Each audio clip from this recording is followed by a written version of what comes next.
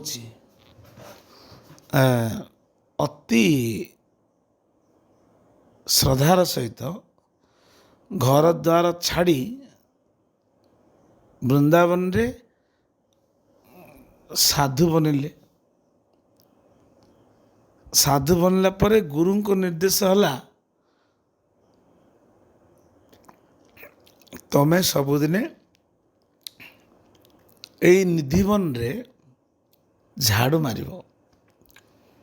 ଝାଡ଼ୁ ମାରିକି ଯେତିକି ସମୟ ପାଇବ ନାମ ଭଜନ କରିବ। ନିଷ୍ଠାର ସହିତ ଝାଡ଼ୁ ମାରିଲା। ମାରୁ ମାରୁ ମାରୁ ମାରୁ ମାରୁ ସବୁଦିନ ଭାବେ ସେ ଝାଡ଼ୁ ମାନେ କ'ଣ ଆଉ କ'ଣ ଯାଇ ତରତରକି ମାରିଦେଇକି ଝାଡ଼ୁଟା ମାରି ଭଲକି ପରିଷ୍କାର କରେ। ପରିଷ୍କାର କରୁ କରୁ କରୁ କରୁ କରୁ କରୁ କରୁ ବହୁତ ଦିନ କଲା।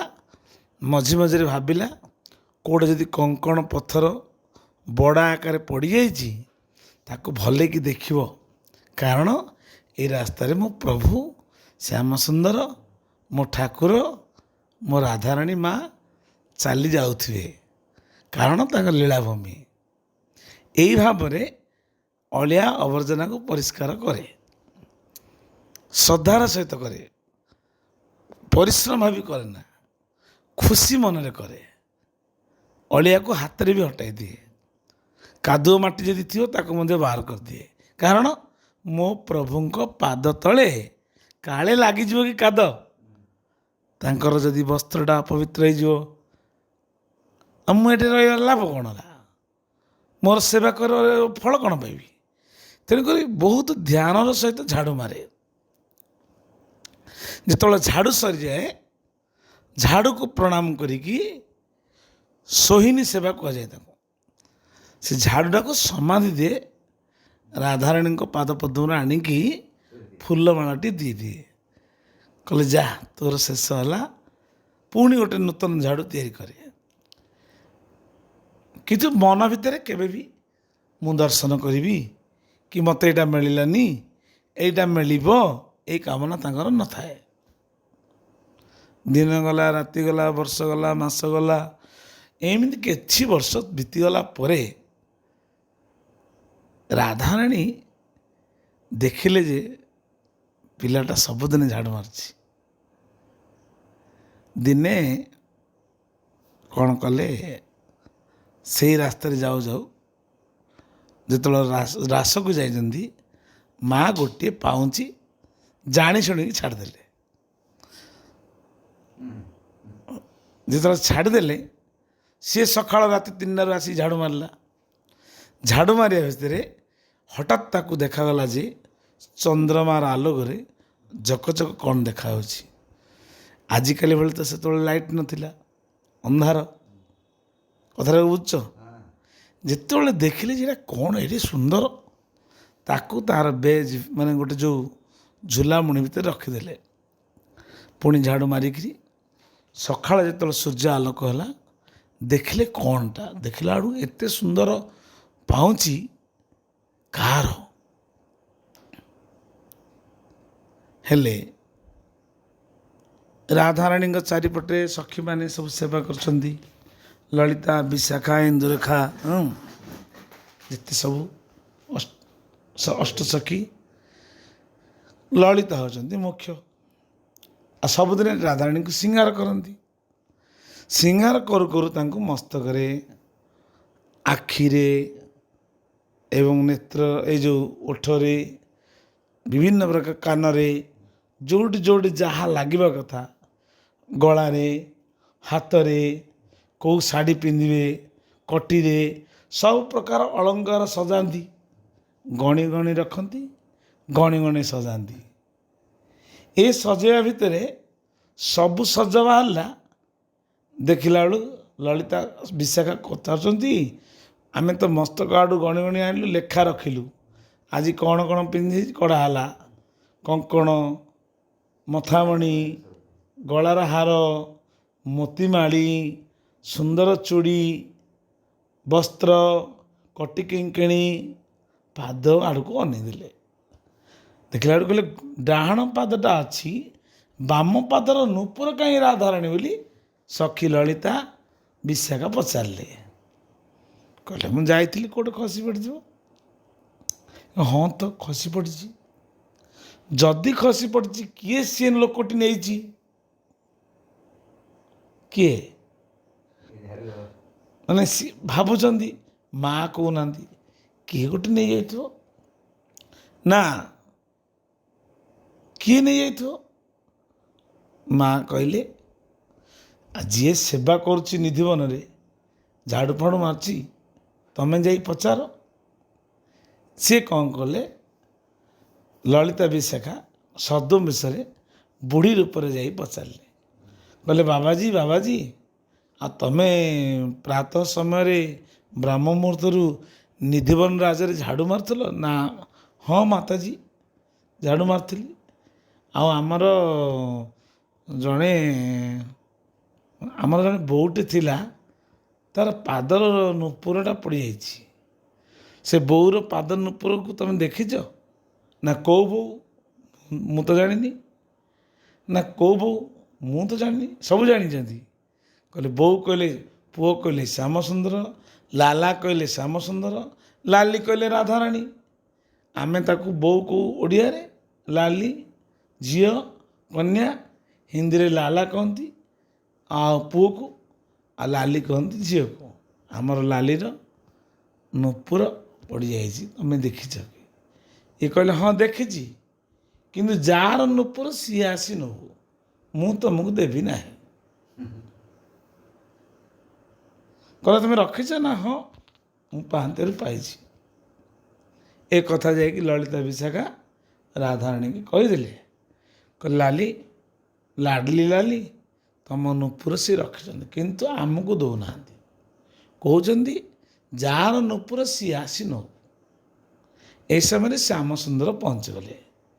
ଶ୍ୟାମସୁନ୍ଦର ପହଞ୍ଚି ପଚାରିଲେ କ'ଣ ହେଲା, କ'ଣ କଥାବାର୍ତ୍ତା ଚାଲିଛି? ସେଠୁ ବିଶାଖା ଲଳିତା ଶ୍ୟାମସୁନ୍ଦରଙ୍କୁ କହିଲେ, ହେ ଶ୍ୟାମସୁନ୍ଦର, ରାଧାରାଣୀ କାଲି ରାସରୁ ଫେରିଲା ବେଳେ ତାଙ୍କର ନୂପୁରଟି ତାଙ୍କର ହଜିଯାଇଛି। ଆଉ ଏଇଠି ଯିଏ ସେବା କରୁଥିଲା ସେ ବାବାଜୀ ରଖିଛି, ମାଗିଲେ ଆମକୁ ଦଉନି, କହୁଛି ଯାହା ପାଉଛି ସିଏ ଆସି ନଉ। ତେଣୁ ହେ ଶ୍ୟାମସୁନ୍ଦର, କ'ଣ କରାଯିବ? ନା, ଶ୍ୟାମସୁନ୍ଦର କହିଲେ ରାଧାରାଣୀ କୃପା କଲେ ଅସମ୍ଭବ ସମ୍ଭବ କିଛି ହେବନି, ସେ ନିଜେ ଯାଆନ୍ତୁ। ସେଠୁ ଶ୍ୟାମସୁନ୍ଦର ରାଧାରାଣୀ କଥାବାର୍ତ୍ତା ହେଲେ। କହିଲେ ତମେ ଯଦି ଯିବ, ତମେ ବି ମୋ ସହିତ ଚାଲ, ମୁଁ ବି ଯିବି। ତମେ ଯେତେବେଳେ କହୁଛ ନିଶ୍ଚିତ ଯିବି। ରାଧା ଶ୍ୟାମସୁନ୍ଦର ଆସିକି ପହଞ୍ଚିଲେ। କହିଲେ ଏ ବାବାଜୀ, ଲଳିତା ବିଶାଖା କହିଲେ ଏ ବାବାଜୀ ଆସିଲେ ଦେଖିବ ଆମର ଲାଲିର ସେ ପାଉଁଛି ସେ ପାଦକୁ ହେଉଛି ନା ନାହିଁ। ସେ ପାଉଁଛି ଧରି ଆସିଲେ। ଦେଖିଲେ ଶ୍ୟାମସୁନ୍ଦର ରାଧାକୃଷ୍ଣ ଛିଡ଼ା ହେଇଛନ୍ତି। ଆଉ ବିଚାର ନ କରି ମାଆଙ୍କ ପାଦରେ ପାଉଁଛିଟି ଲଗେଇ ଦେଇକି କଇଁ କଇଁ ହୋଇ କାନ୍ଦିବାକୁ ଲାଗିଲେ। କିଏ? ବାବାଜୀ। ଓହୋ, ଅହୋଭାଗ୍ୟ, ଅହୋଭାଗ୍ୟ, କୃପା କରିଦେଲେ। ଅର୍ଥାତ୍ ତୁମେ ନିଧିବନ ରାଜରେ ସବୁଦିନ ଭାବୁଥିଲ ପ୍ରଭୁ ମୋର ଏ ରାସ୍ତାରେ ଯିବା ଆସିବା କରୁଛନ୍ତି, ଏଇ ଭାବରେ ତମେ ଝାଡ଼ୁ ମାରିଥିଲ।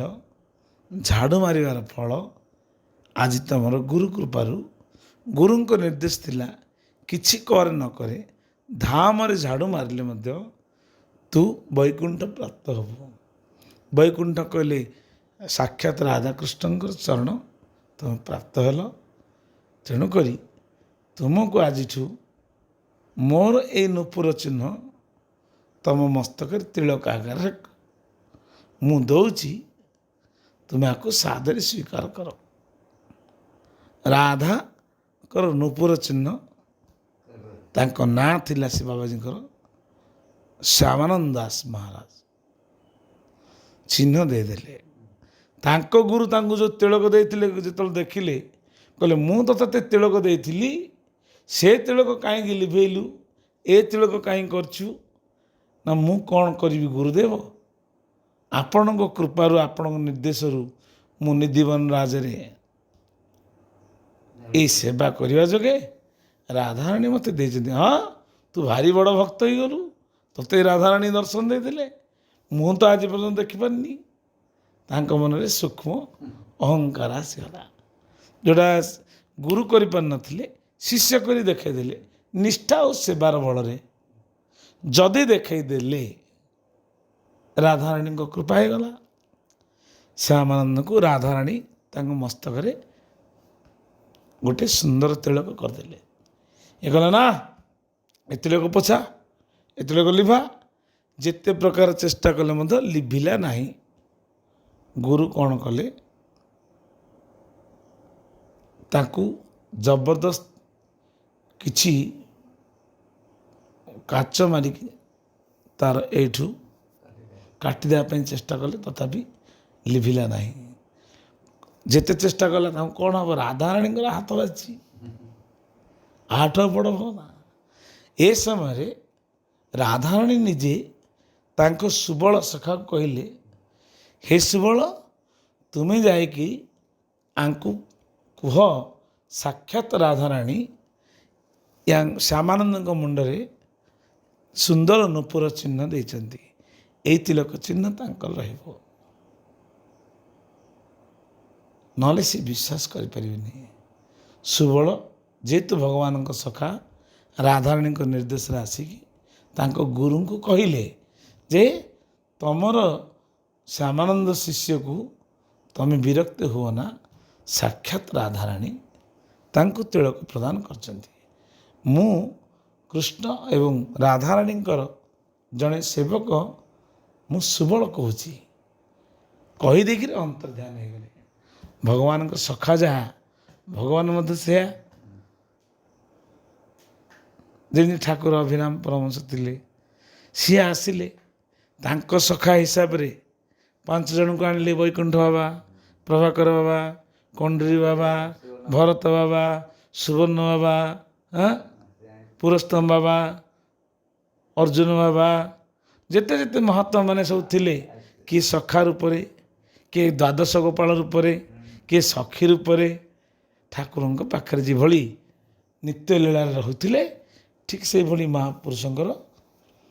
ମହାପ୍ରଭୁଙ୍କର ପାଖରେ ଥିବା ସଖା ହେଉଛନ୍ତି ପଞ୍ଚସଖାରୁ ସୁଦାମ, ସୁବଳ, ମଧୁମଙ୍ଗଳ ଇତ୍ୟାଦି। ସେଇ ସଖା ଯେତେବେଳେ କହିଦେଲେ, ଅନ୍ତର୍ଧ୍ୟାନ ହେଇଗଲେ, କହିଲେ ଆହା ହା ହା ହା, ମୁଁ କେଡ଼େ ଅପରାଧ କଲି। ରାଧାରାଣୀଙ୍କ ସଂକେତ ଚିହ୍ନକୁ, ତାଙ୍କ ତିଳକକୁ ମୁଁ କାଟିଲି। ଧିକାର ମୋ ଜୀବନ, ଧିକାର ମୋ ଜୀବନ କହିକି ମୁଣ୍ଡ ପିଟିଲେ। ଶ୍ୟାମାନନ୍ଦ କହିଲେ, ଗୁରୁ କହିଲେ, ହେ ଗୁରୁଦେବ କ୍ଷମା କର, ମୁଁ ଆପଣଙ୍କୁ କଷ୍ଟ ଦେଲି। ନା ନା, ତୁ ମୋତେ କଷ୍ଟ ଦେଇନୁ। ଆରେ ମୁଁ ଯେଉଁ ନିନ୍ଦା, ମୁଁ ଯେଉଁ ଅପରାଧ କାର୍ଯ୍ୟ କରିଛି, ଆର ସାଧୁସନ୍ଥ ମହାତ୍ମାମାନଙ୍କ ପାଖରେ କିଛି ଦଣ୍ଡ ମୋତେ ଭୋଗିବାକୁ ପଡ଼ିବ। ସାଧୁମାନଙ୍କର ଗୋଷ୍ଠୀ ହେଲା। ସାଧୁମାନଙ୍କୁ କହିଲେ ତମେ ଯଦି ତମକୁ ଦଣ୍ଡ ଦିଆଯିବ, ନା କି ଦଣ୍ଡ ଦିଆଯିବ, ନା ତମେ ଦଣ୍ଡ ପରିକ୍ରମା କର।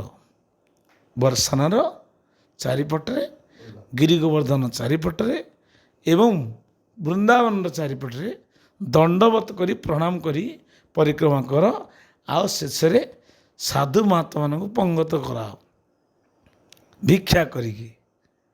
ଏ ସମୟରେ ଶ୍ୟାମାନନ୍ଦ ନାମକ ଶିଷ୍ୟ କହିଲେ, ହେ ଗୁରୁଦେବ, ଆପଣଙ୍କୁ କାହିଁକି ଭିକ୍ଷା କରିବେ, ବାର୍ଦ୍ଧକ୍ୟ, ମୁଁ ଆପଣଙ୍କ ପାଇଁ ଭିକ୍ଷା କରିବି। ଗୁରୁ ସମ୍ମତ ପ୍ରଦାନ କଲେ। ଶିଷ୍ୟ ତାଙ୍କର ସାଧୁ ମହାତ୍ମାମାନଙ୍କର ପାଇଁ ପଙ୍ଗତ ଭଣ୍ଡାରା କଲେ। ସାଧୁ ମହାତ୍ମାମାନଙ୍କୁ କ୍ଷମା ଦେଲା ପରେ ତାଙ୍କ ଅପରାଧ କ୍ଷମା ହେଲା। ଏଇଠି ଯେଉଁ କଥାଟା କହିଲି, ଧାମ ଯେଉଁଠି ଠାକୁର ରହନ୍ତି, ଶାଖା ଆଶ୍ରମ ହେଉ କିମ୍ବା କେନ୍ଦ୍ର ଆଶ୍ରମ ହେଉ କିମ୍ବା ଯେକୌଣସି ଆଶ୍ରମ ହେଉ କିମ୍ବା ନିଜର ଗୃହସ୍ଥ ଆଶ୍ରମ ହେଉ, ଆଶ୍ରମ ବୋଲି କୁହାଯାଇଛି। ବୈରାଗୀ ଜୀବନରେ ଆଶ୍ରମ ହେଉଛି ଆମେ ଶାନ୍ତି ଆନନ୍ଦ ଆଶ୍ରମ କେନ୍ଦ୍ର, ଶ୍ରୀଧାମ ବୃନ୍ଦାବନ, ଶ୍ରୀକ୍ଷେତ୍ର ଧାମ, ଏ ଧାମ ଆଶ୍ରମ, ଶାନ୍ତିଧାମ ଆଶ୍ରମ, ଆଉ ଗୋଟେ ରହିଲା ଗୃହସ୍ଥ ଆଶ୍ରମ। ପାରିବାରିକ ସମ୍ପର୍କ ଭିତରେ ଗୃହସ୍ଥ ଲୋକ ବି ଥିଲେ